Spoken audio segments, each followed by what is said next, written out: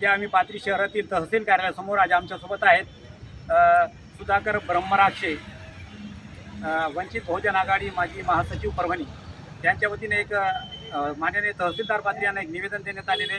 कोणत्या संदर्भामध्ये त्यांच्याकडून हा निवेदन देण्यात आलेले आपण जाणून घेणार आहोत. पाहूया एकदा कोणत्या संदर्भामध्ये आपण पाथरी तहसीलदार यांना निवेदन दिलेले आहे. सर, अशी गोष्ट आहे की रेणाकळी गावामध्ये रेणाकळी तालुका पाथरी या ठिकाणी डॉक्टर बाबासाहेब आंबेडकर यांचा पुतळा आहे आणि त्या पुतळ्याच्या परिसरामध्ये पूर्ण गावाचं सांडपाणी, संडासचं पाणी त्या नालेवाट डॉक्टर बाबासाहेब आंबेडकरांच्या पुतळ्याच्या परिसरामध्ये साचतंय आणि त्याची दुर्गंधी वाढती आहे आणि ती वाढल्यामुळं आम्ही त्याच्यामध्ये मुरुम टाकायचा प्रयत्न केला, पण तिथले शेजारचा काही जातीवादी माणूस आहे तो सतत विरोध करत असतो आणि तिथं कुठलेही कामं करायला हरकत करतो, विरोध करतो आणि ते होऊ देत नाही.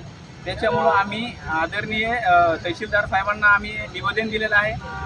पंचायत समितीच्या BDO सरांना पण निवेदन दिलेलं आहे. यांनी या मुद्द्यावर जर कडक पाऊल जर नाही उचललं तर येत्या 2 ते 4 दिवसामध्ये वंचित बहुजन आघाडीच्या वतीने पाथरी तहसीलवर धडक मोर्चा आणि आमरण उपोषणचं आयोजन केलं जाईल, असा हा इशारा वंचित बहुजन आघाडी तालुका पाथरीच्या वतीने आम्ही करण्यात येत आहे.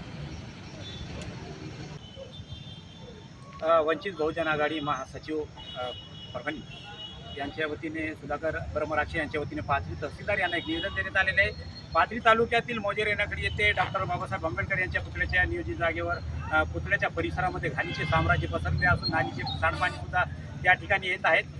ते कुठंतरी थांबलं पाहिजे आणि तिथं कंपाऊंड वॉल तयार करण्यात यावे यासाठी ब्रह्मराक्षे यांच्या वतीने माननीय तहसीलदार पाथरी यांना निवेदन देण्यात आलेले आहे. तसंच त्यासोबतच BDO पंचायत समिती यांना सुद्धा निवेदन देण्यात आलेले आहे आणि त्यांनी कारवाई करण्याचे त्यांना आदेश दिलेले आहे. जर त्यांच्या मागण्या पूर्ण करण्यात येत नसेल तर पुढचं पाऊल त्याचा कठीण असेल. पाथरी तहसील कार्यालयासमोर त्या धरणे आंदोलन करतील असं त्यांनी कडकडीचा इशारा दिलेला आहे.